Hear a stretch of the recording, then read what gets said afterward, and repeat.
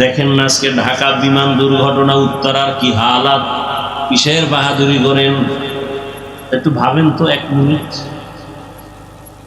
বিমান কই, স্কুল কই? ওরা জীবনে কোনোদিন স্বপ্নে কল্পনা করছে এই দুর্ঘটনা? ছোট ছোট বাচ্চাগুলো কোচিং করতেছিল, কই মা কই সন্তান, কান্না, কেউ লাশের অস্তিত্বই পায় না, কেউ চেহারাও চিনে না। আমি উত্তরে জুমা পড়াই, আমার প্রিয় একজন বন্ধু, আমি একটু আগে খোঁজ নিলাম, মা আসছে, মনে হয় আপনারা দেখছেন মিডিয়ায়, মা আসছে বাচ্চা নিতে, মা মরে গেছে, বাচ্চা বেঁচে আছে। কিসের বাহাদুরি করেন? বাসা পর্যন্ত যাওয়ার গ্যারান্টি নেই, আগামীকাল সকালবেলা ঘুম থেকে উঠবেন গ্যারান্টি আছে? কিসের বাহাদুরি করেন? ও বান্দা, তুই আমারে কোথায় তালাশ করো?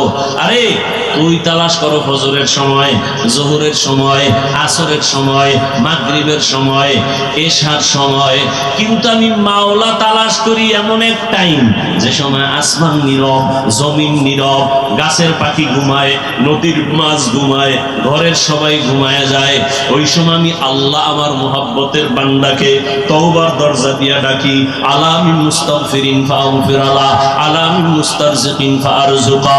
এ গুনাহগারেরা, 50 বছর লাগায় গুনাহ করেছো, বিশাল এক পাহাড় বানাইছো, গুনাহের পাহাড়, হাতের গুনাহ, জবানের গুনাহ, অন্তরের গুনাহ, কানের গুনাহ, চোখের গুনাহ। আল্লাহ বলে, বান্দা তুই যদি বড় রাত্রে ওযু বানাইয়া মুহাব্বতের নজরে একটা ডাক দাও, আল্লাহুম্মা গফিরলি যুনুবি, আমি 50 বছরের গুনাহ তোর এক ডাকে মাফ করে দিব। আমি কতটা মায়া লইয়া বসে আছি। সন্তান যখন চোখের পানি ছাড়িয়া মাকে বলে, আম্মু আর অন্যায় করব না, মা তখন বলে, তোরে মাফ করে দিলাম। সন্তানের কান্নায় যদি মা বাবার অন্তরে মায়া বাড়ে, আমার মাওলার কুদরতি অন্তরে কেন বান্দার প্রতি মায়া বাড়বে না? এক আল্লাহর বান্দা জীবন ভর শুধু গুনাহ গুনাহ করিয়া জীবনটা নষ্ট করে ফেলেছে। জীবনের শেষ ভাগে আইসা চিন্তায় পড়ে গেল, আরে এলাকার সবাই তোমার পেছনে খারাপ বলে, আমি মরিয়া গেলে তো গেলাম, কিন্তু আমার সন্তানের উপর অভিশাপ আসবে। এলাকার মানুষ আমার সন্তানরে ভালো জানবে না, আমার স্ত্রীকে ভালো জানবে না, না এই অভিশাপ নিয়ে কবরে যাব না। চিন্তা কইরা ঘুমের বিছানার থেকে ঘুম আসে না। হঠাৎ মন খারাপ হয়ে গেল, ফজরের আজান হয়ে গেল। মসজিদে গিয়া ইমাম সাহেবকে বলি, ইমাম সাহেব আমি বড় খারাপ মানুষ, আপনারা জানেন সবাই, এখন আমার ভালো হওয়ার চিন্তা, আমি জীবনে কত মানুষের কল্লা ফালাই দিলাম, মায়ের কোল খালি করলাম, এখন এই অভিশাপ নিয়ে কবরে যেতে চাই না। মানুষ আমার সন্তানরে খারাপ বলবে, আমার আত্মীয় স্বজনকে খারাপ বলবে আমার কারণে। এবার ইমাম সাহেব বলে, আপনাকে পরামর্শ দিলাম, গভীর রাতে সব দরজা যখন বন্ধ, রহমতের দরজা খোলা, আপনি একটু আল্লাহর কাছে তওবার নিয়তে কান্না করবেন।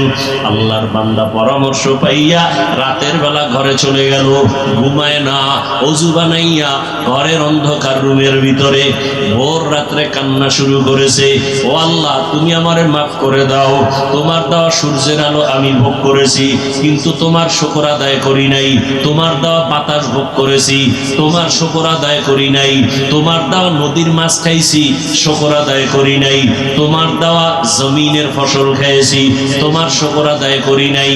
আজকে অনেক অনুতপ্ত হয়ে আসছি, আর গুনাহ করব না, হাতের গুনাহ করব না, জবানের গুনাহ করব না।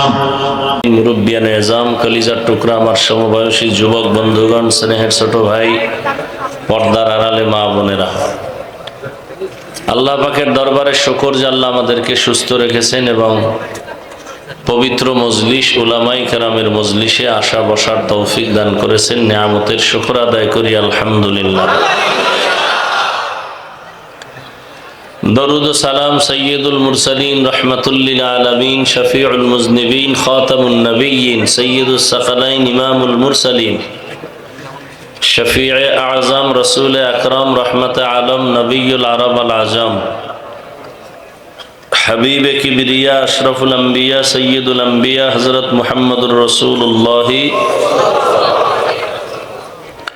সাল্লাল্লাহু আলাইহি ওয়া আলিহি ওয়াসাল্লামের উপর সর্বোপরি শকর যাদের অক্লান্ত পরিশ্রমের মাধ্যমে আজ সুন্দর আয়োজন,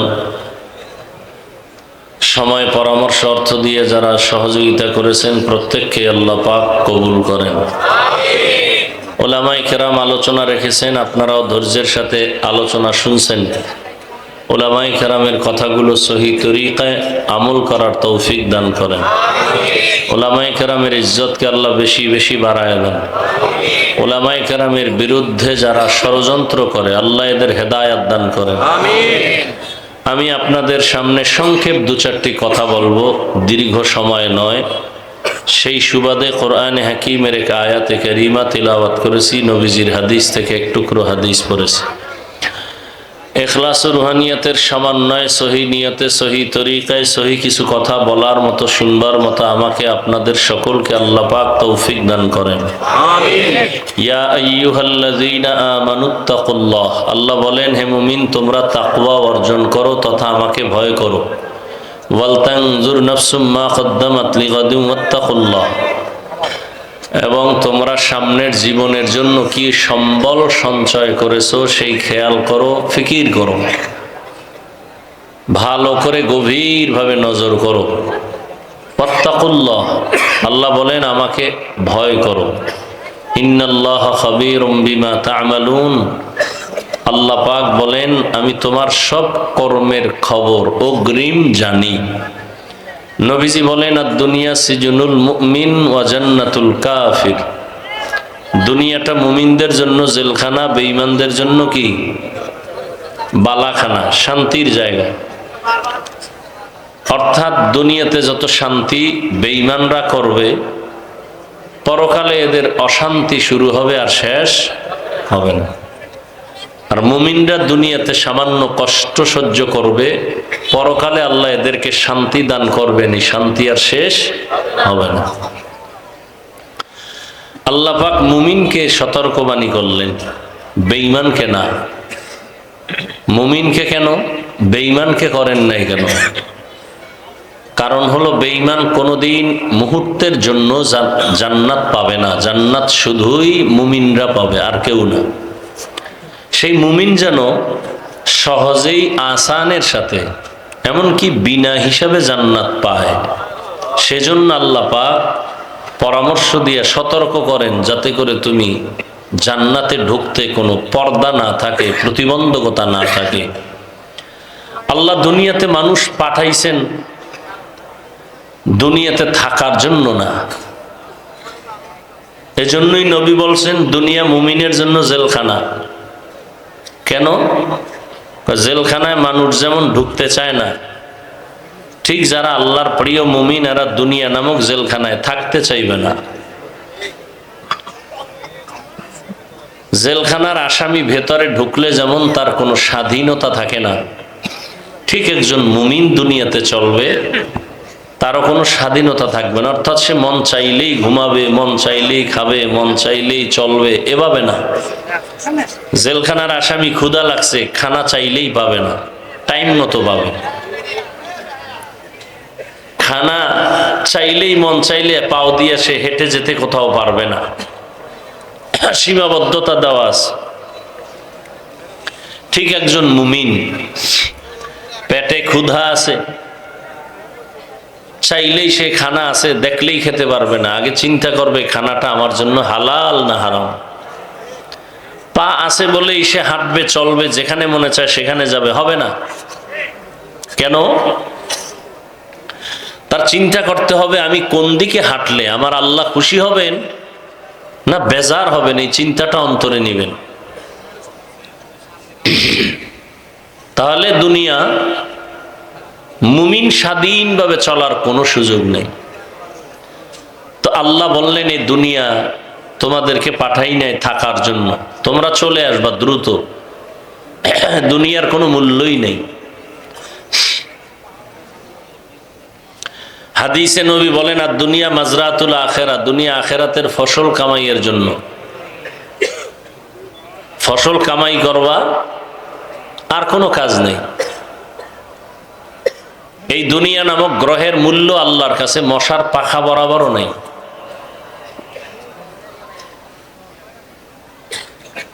এজন্য নবীজি বলেন মুমিনের ঈমান চলে যাওয়ার যদি বেশি ভয় না হতো তাহলে বেঈমানকে আল্লাহ এই পরিমাণ সম্পদ দিতেন যে ওরা সিঁড়ি বানাইতো দোতলায় উঠার স্বর্ণ দিয়া।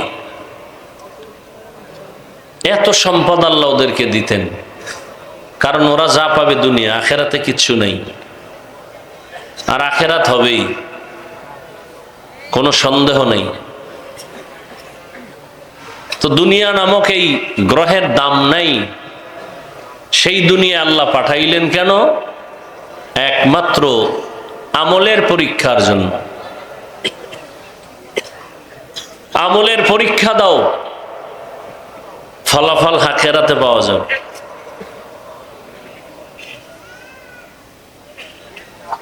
আমলের পরীক্ষা দিয়া দ্রুত তৈরি থাকো জান্নাতে যাওয়ার। দুনিয়াতে থাকার জন্য বাড়িঘর করো না, এ বাড়ি তোমার আসল বাড়ি না। এই বাড়িতে 1 সেকেন্ড থাকার গ্যারান্টি নেই। এই যে বেশি দিন হয় নাই,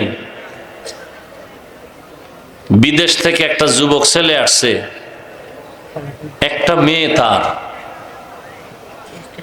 তুফান আসছে রাতের বেলা, বিল্ডিং করছে ডুপ্লেক্স 2 তলা। শুক্রবার উঠবে, হুজুরদের দোয়া টোয়া দাওয়াত দিছে। 2 দিন আগেই পার্শ্বে একটা টিনের ঘরে স্ত্রী, যুবক তার বাচ্চা নিয়ে শুয়ে আছে ঘুমে। একটা গাছ পড়লো তুফানে, তাদের পুরা বুকের উপরে, 3 জন জায়গায় শেষ। 2 দিন পরেই নতুন বিল্ডিং উঠবে। বিদেশে বয়ে যা কামাইছিল তা দিয়েই বিল্ডিংটা করেছিল, উঠতে পারলো না। কিসের এই বাহাদুরি? হ্যাঁ, বাড়ির বড়াই, টাকার বড়াই, কত মাস্তানি ভিতরে নিয়ে, এগুলোর কি মূল্য আছে?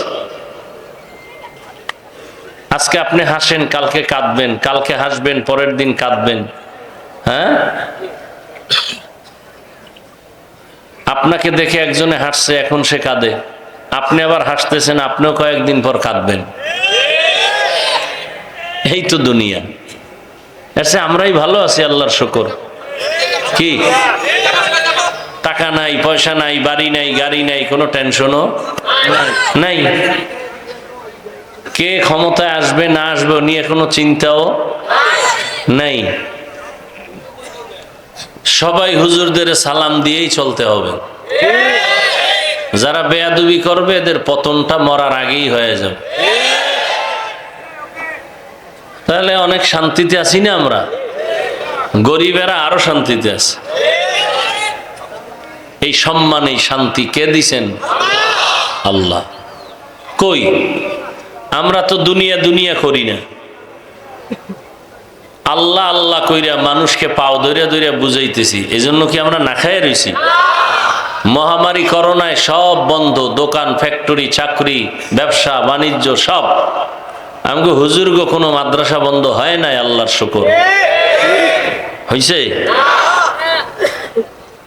করোনায় ট্রিপল মাস্ক লাগায় বয়ে রয়েছে সব মাস্তানেরা, মরবে না।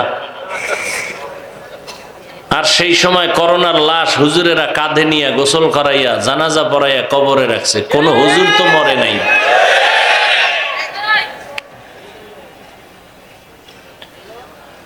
কি চাই? একজনারে কান্দাইয়া জুলুম কইরা, চুরি কইরা, টাকা পয়সা আইনা মাইয়া পোলারে খাওয়াইলে মাইয়া পোলা জীবনে বাপ মার খেদমত করবে না। বরং এই বাবার জন্যই, মায়ের জন্যই সন্তানই একটা অভিশাপ। দেখেন না, কয়েক বছর আগে বাবায় বন্দুক হাতে লইয়া নিজেরে গুলি করছে। কি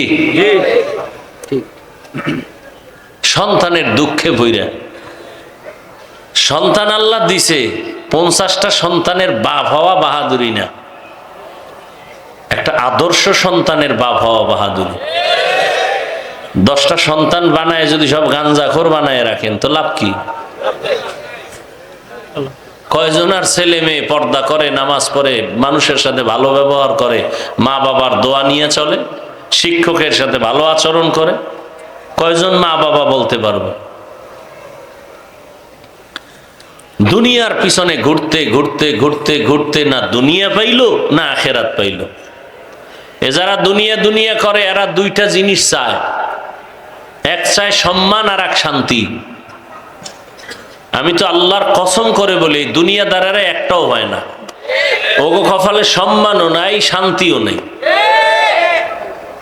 সম্মান আছে, জুতার মালা ভইরা দৌড়, কি কারণ? কি টাকা দিয়া সম্মান কিনলে প্রথমে ফুলের মালা, এরপরে জুতার মালা। আর আল্লাহ সম্মান দিলে দুনিয়ায়ও বাদশাহ আখেরাতেও বাদশাহ। কোন সম্মান ভালো? আল্লাহর দেওয়া। টাকা দিয়া সম্মান কিনলে বিপদ। আমার ভক্তবৃন্দ অনেক, কি ভক্ত টাকার, যারা টাকা দিয়েও লোক বন্ধু বান্ধব ভক্ত বানায় না। কতক্ষণ এগো মেয়াদ, টাকা দিবে যতক্ষণ ততক্ষণ, টাকা দিবে না এরাই তার দুশ্মন। আলাদা দুশ্মন ভাড়া করা লাগবে।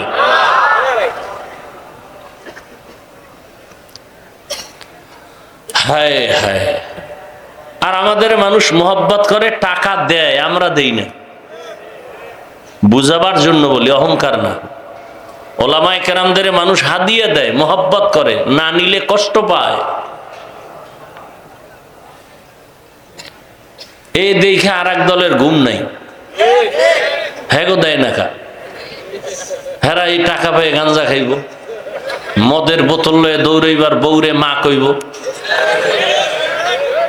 কি যত বড় ভিআইপি তত বড় মদখোর। দুনিয়ার লাইনে যে যত বড় ভিআইপি সে তত বড় সুদখোর। দুনিয়ার লাইনে যে যত বড় ভিআইপি সে তত বড় দুর্নীতিবাজ। এটা হলো ভিআইপির কোয়ালিটি। সাহেব একটু মদ না টানলে কি আর আপনার ওয়েট থাকে? তো অভ্যাস নাই, যখন কথা দে একটু দেখি, টান দিয়ে দেখে যে জমিনের মধ্যে নাই, কই আছে খবরও নেই। ও এখন নিজে কি মানুষ না অলুমান, খবর নাই। ওর লঙ্গিও ঠিক থাকে না। নাকি আপনাদের দেশে কেউ মদ খাইয়ে জিকির টিকির করছে? হ্যাঁ, ওই একজনের পান খাওয়ার অভ্যাস নাই, নতুন পান খাইতে দিছে কাঁচা সুপারি দিয়া। কাঁচা সুপারির পান খাইয়া মাথায় চক্কর দিছে। চক্কর দেওয়া মাত্র বিশ্ব রোডের দিকে তাকায়, এটার বাঁকা কর লোকেরে।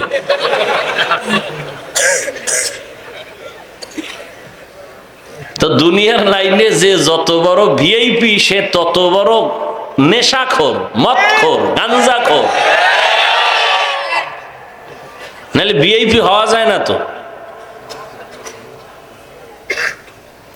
ইয়া আইয়ুহাল্লাযীনা আমানুত্তাকুল্লাহা ওয়াল তানজুর নাফসুম মা কদ্দামাত লিগাদিন ওয়াত্তাকুল্লাহ। বয়ান তো আপনারা সবাই জানেন। মিথ্যা বলা হারাম, গালি দেওয়া হারাম, গীবত শেখায়েত করা হারাম, নাচ দেখা হারাম, গান শোনা হারাম, চুরি করা হারাম, ডাকাতি হারাম, জুলুম হারাম, মা বাবার সাথে বেয়াদবি হারাম, 5 ওয়াক্ত নামাজ পড়া ফরজ, রমজানে রোজা রাখা ফরজ, ধনী হলে যাকাত বছরে একবার আদায় করা ফরজ। যাকাত দেওয়া ফরজ না, কি আদায় করা। তো দেওয়া আর আদায় করা কি? দেওয়া হইল ফ্যাশন, আদায় করা হইল আল্লাহর আদেশ হুকুম। আর যারা দেয় এরা ফ্যাশন, মাইক লাগাইয়া কয় আইও, গরিবদের গোলামের মতো ডাকে আয়, ঘন্টাকে ঘন্টা রোদ্রে দাঁড় করায় কষ্ট দিয়া কি দেয়?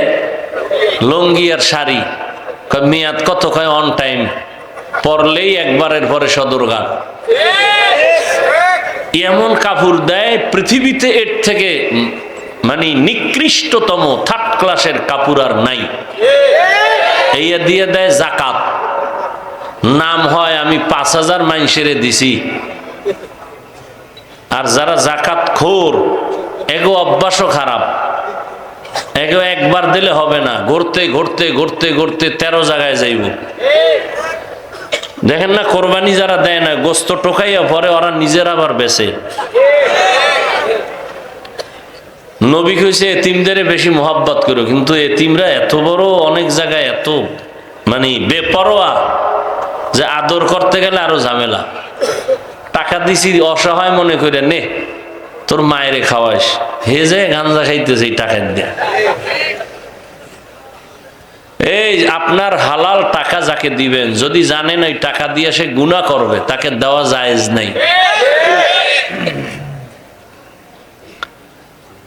তো সব জানেন, আমল নাই কেন? এত মানুষ এখানে এই 12টার সময়, আমি পারলাম না একটু অজু ইস্তেঞ্জা সাইরা নামাজ পড়মু, 2 রাকাত পড়ে দিছি দৌড়, খানা তো নাই কপালে। এরপর আপনারা ধৈর্যের সাথে বসে আছেন, কিন্তু দুঃখ কোন জায়গায়? দুঃখ হলো যে এত মানুষ এখানে ফজর পড়ে নাই, জহুর পড়ে নাই, আসর পড়ে নাই, মাগরিব পড়ে নাই, এশা পড়ে নাই, মোনাজাতের পরে টেনশন নেই, আবার মোবাইল চালাইতে চালাইতে সারা দিন রাত্র গুনাহ গুনাহ গুনাহ, হাতের গুনাহ, চোখের গুনাহ, কানের গুনাহ, অন্তরের গুনাহ, এই নিয়েই জীবন চলতেছে, নামাজের আর খবর নাই। আমল নাই কেন? কারণ কি? বয়ান তো আপনারা জানেন, মেহনত তো চলতেছে, দাওয়াত ও তাবলীগের মেহনত, পীর মাশায়েখের মেহনত, জুমার মেহনত, খতিবের মেহনত, আমাদের বক্তাদের মেহনত। এত মেহনত যদি আমরা হিন্দুদের করতাম, ইনশাআল্লাহ 6 মাসে রসুলের আশেক হয়ে যেত। আপনাদের হালাত এত দুর্বল কেন? এর একটাই মাত্র কারণ, আল্লাহর ভয় অন্তরে আসেনি। একটা সন্তান যখন মা বাবাকে ভয় করে, তখন মা বাবার সামনে অন্যায় করে না, শাস্তির ভয়। ছাত্র একটা শিক্ষকের সামনে অন্যায় করে না, কেন বলে? শাস্তির ভয়। ঠিক এই দুনিয়ায় যেই মানুষ আমার আল্লাহকে ভয় করবেন, অন্তরে যখন ভয় ঢুকিয়েই যাবে, এখানে ভয় করবেন বললে সমস্যা, কারণ যদি আপনারা করেননি, সবাই বলবে হ্যাঁ আমরা অবশ্যই আল্লাহকে ভয় করি, নাহলে এহেন আইসি গা। ভয় করার ভয় অন্তরে জমা রাখা বড় কঠিন।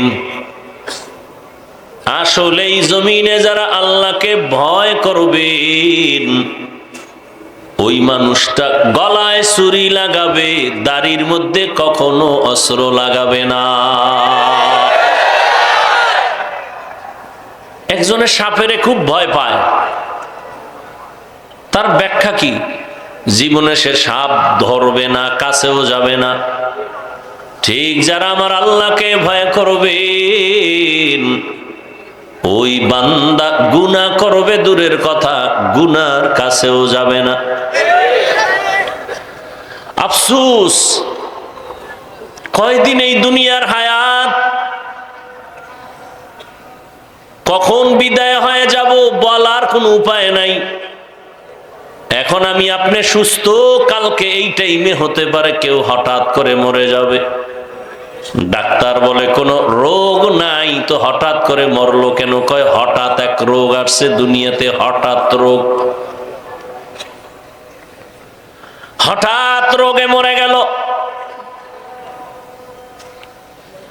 তুমি মইরেই গেছো, তোমার আর কোনো চিন্তা নাই, কিন্তু দুনিয়াতে রেখে গেছো তোমার সন্তান, তোমার পরিবার।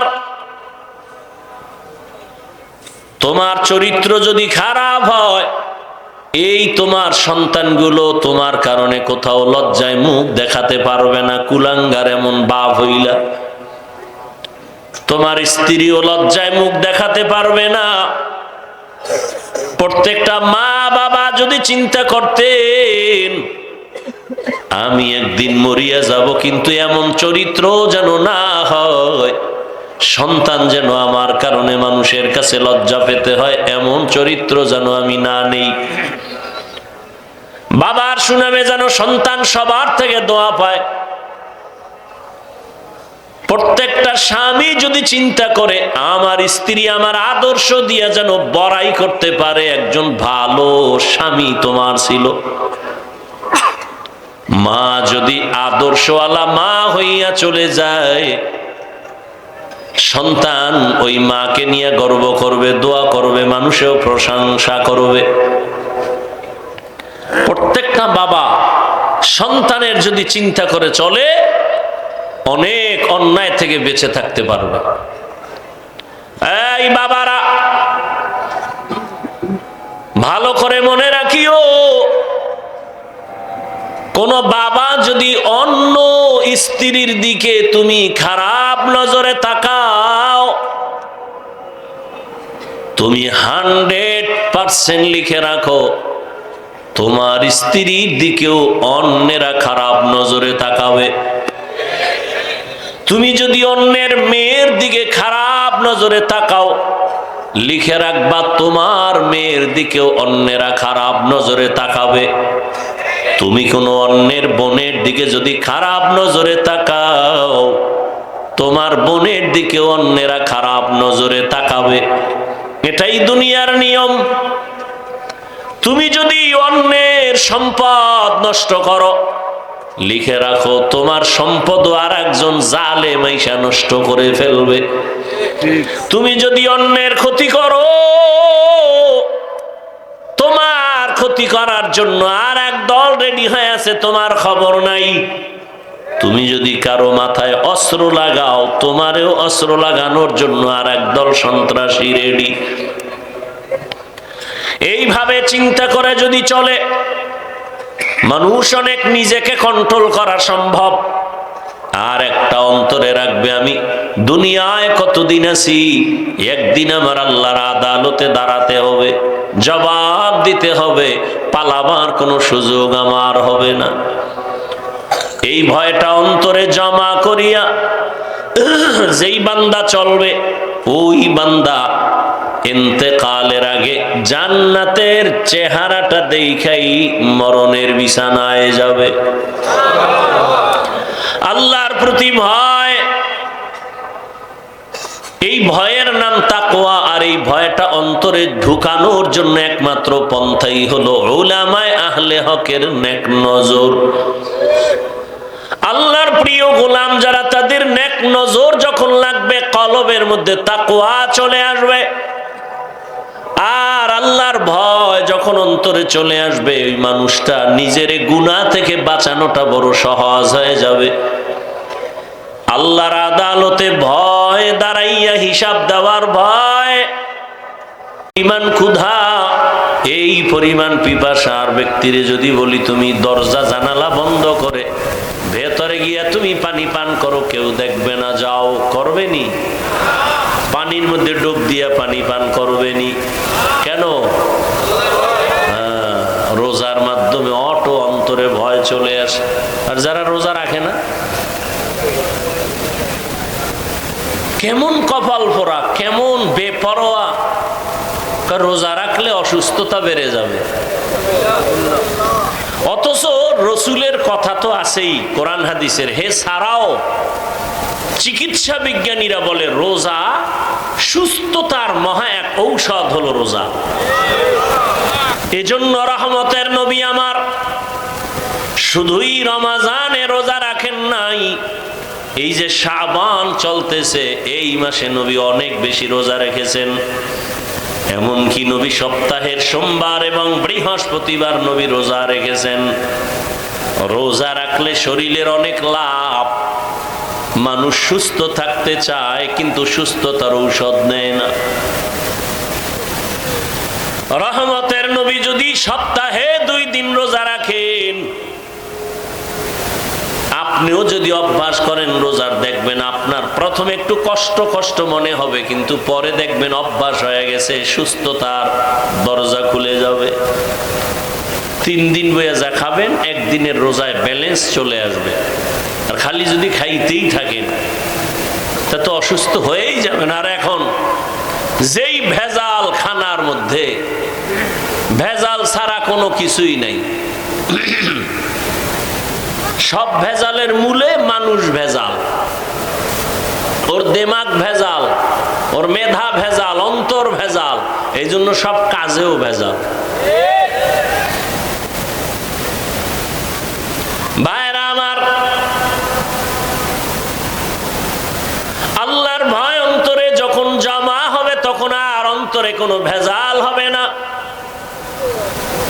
ইমামে আজম আবু হানিফা রাহমাতুল্লাহ আলাইহি বিশাল বড় কাপড়ের দোকান দিয়েছেন। একটা কাপড়ের মাঝে খোঁটা আসছে, সেরা আসছে, ছিদ্র। ওটাকে আলাদা রাইখে কর্মচারীকে বললেন, এই কর্মচারী, এই কাপড়টা বিক্রির আগে ক্রেতাকে বলে দিবি এ কাপড়ে খোঁটার দাম কমায় নিয়ে যাও। কাপড়টা আলাদা রাইখে দিছেন। ইমামে আজম আবু হানিফা চলে গেছেন। কিছুদিন পরে আইসা আবার জিজ্ঞাসা করলেন, ওই ত্রুটি যুক্ত কাপড়টা বিক্রি করেছো কিনা? বলে হ্যাঁ হয়ে গেছে। বলছিলানি ত্রুটি আছে, ক্রেতাকে কয় মনে ছিল না। ইমামে আজম আবু হানিফা বলেন, এলাকায় যাও, বাজারে ঘুরো, ঘুরে ঘুরে এলান করো, আবু হানিফার দোকান থেকে কে কাপড় নিছো, ত্রুটি যুক্ত কাপড় নিছো, টাকা ফেরত নাও, না হয় টোটাল কাপড় ফিরাইয়া টাকা পুরোটাই নিয়ে যাও। এটা আল্লাহর ভয় না থাকলে কোনোদিন অন্তরে সম্ভব হবে না। আল্লাহর ভয় অন্তরে না থাকলে এটা সম্ভব হবে না। এরে নবীর আশিক খলিফাতুল মুসলিমিন ওমরে ফারুক রাদিয়াল্লাহু তাআলা আন, যারে দেখলে শয়তান পর্যন্ত ওই রাস্তায় চলে না ভয়। এত বড় পাওয়ার আলা ওমর, দিনের বেলা মানুষের বিচার করে, রাতের বেলা ঘুরে ঘুরে দেখে মানুষের কি খবর, কি হালাত। এক জায়গায় গিয়ে দেখেন একটা ঘরের মধ্যে বাতি জ্বলতেছে। ওমর গোপনে গিয়া দাঁড়াইয়া শুনে একটা মা মেয়ে কথা বলে, মহিলাদের কণ্ঠ। মা তার মেয়েটাকে ডাক দিয়া কয়, কন্যা সন্তান, কালকে বাজারে দুধ নিয়ে যাবি বিক্রি করতে, পানি বেশি দিস। মেয়েটা ডাক দিয়া কয়, মা আর বলবা না, ওমর যদি খবর পায় তরবারি দিয়া কল্লা ফেলে দিবে। মা কয়, ওমর দেখবে না, তুমি দুধে পানি মিশাইও। ওমর কই কই? মেয়েটা ডাক দিয়া কয়, মা ওমর যদিও দেখবেন না, তবে ওমরের আল্লাহ তো দেখবেন। মেয়েটার এতটুকু কথা শুনে ওমর চলে গেলেন, পরিচয় না দিয়া গোপনেই চলে গেলেন। পরের দিন আদালতে বসে লোক দিয়া ডাকাইলেন, ওই ঘরের মা আর মেয়েকে আমার আদালতে দাওয়াত দাও। মেয়ে আর মেয়েটাকে, মাকে আইনা। সবাই ভয় পেয়ে গেছে। ওমর বলে, কোনো ভয় নাই, সুসংবাদ দেওয়ার জন্য আসছি। আরে আম্মা জান, আপনার মেয়েটা এত দামি কেন হলো? হাজারে এমন একটা কন্যা পাওয়া কঠিন,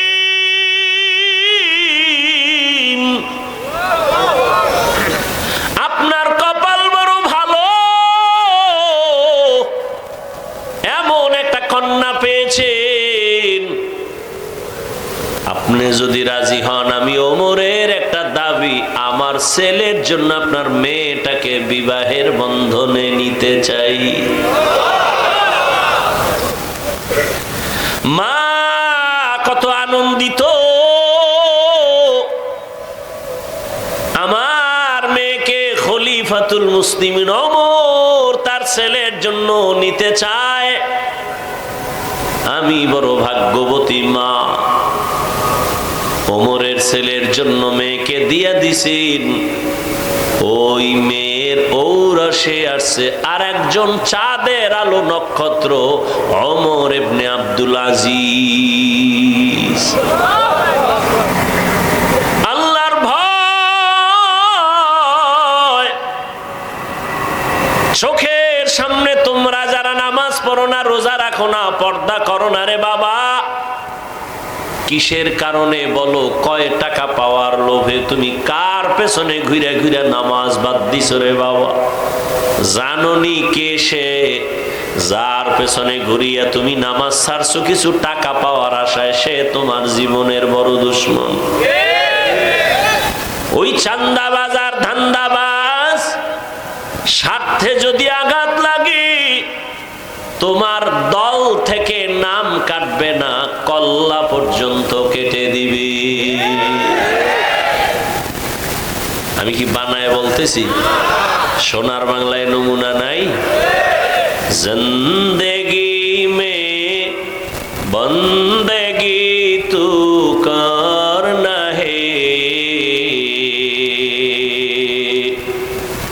जिंदगी में बंदगी तू करना है, जिंदगी बे बंदगी शर्मिंदा है, जिंदगी बे बंदगी शर्मिंदा है। दुनिया में हो दुनिया का तलबगार न हो, बाजार से गुजर हो खरीदार न हो, ये दुनिया एक मिसल कागज फूल है, दुनिया एक मिसले कागज फूल है, जिंदगी में बंदगी तू करना है, जिंदगी में बंदगी शर्मिंदा है, जिंदगी में बंदगी शर्मिंदा है। এরে আমার কলিজার যুবক বাবারা, দেখতে দেখতে তোমার হায়াত তো 30-এর কোঠা পারিয়া সামনে চলছে। কয়দিন আর বাঁচবারে বাবা? ইদানিং কালে যত মরণের খবর দেখি, বেশি বেশি যুবকরা মরে, অসুস্থরা কম মরে, সুস্থরাই বেশি মরে। করোনার ভেতরে যুবকের লাশ, ছাত্র জনতার আন্দোলনে যুবকের লাশ, ডেঙ্গুর মহামারী যুবকের লাশ, গাড়ির চাকার নিচে যুবকের লাশ, ঘুমের বিছানায় যুবকের লাশ। কয়দিন আর বাঁচবারে যুবক বাবা? মরিয়া তো যাবা, তবে আদর্শের যুবক হইয়া সম্মান নিয়া মরো। তুমি মরিয়া গেলে মা বাবায় যদি বলে অনেক খুশি, এই কপাল নিয়ে কেন জন্ম নিয়েছ? অভিশপ্ত কপাল কেন তোমার? তুমি স্কুলে পড়ো, তুমি কলেজে পড়ো, তুমি চাকরি করো, তুমি ব্যবসা করো, ধন্যবাদ। তোমাকে আমি বলি নাই টুপি পরো, দাড়ি বড় করো, মাদ্রাসায় পড়ো, তাবলিগে যাও, পীরের কাছে যাও, একবারও বলি নাই রে বাবা। তুমি স্কুলে পড়ো, ধন্যবাদ। ডাক্তার হও, ইঞ্জিনিয়ার হও, প্রফেসর হও, ব্যবসায়ী হও, চাকরিজীবী হও, তবে দাবি একটা, বেয়াদব হইও না রে বাবা। তোমার আচরণে কোনোদিন যেন মা বাবা কষ্ট না পায়। ও যুবক, তোমার আচরণে কোনোদিন যেন শিক্ষকেরা কষ্ট না পায়, তোমার ব্যবহারে কখনো যেন মুরব্বীরা কষ্ট না পায়, উলামায়ে কেরাম কষ্ট না পায়। কেন? মা বাবার কষ্টই তোমার কপাল ধ্বংসের কারণ। যদি কষ্ট পায় বলে আহ, এই আহ নিঃশ্বাসটা একটা আগুন, এই আগুনটা তোর কপালে যদি লেগে যায়, মরার আগে আগে পঙ্গু হয়ে যাবি রে বাবা।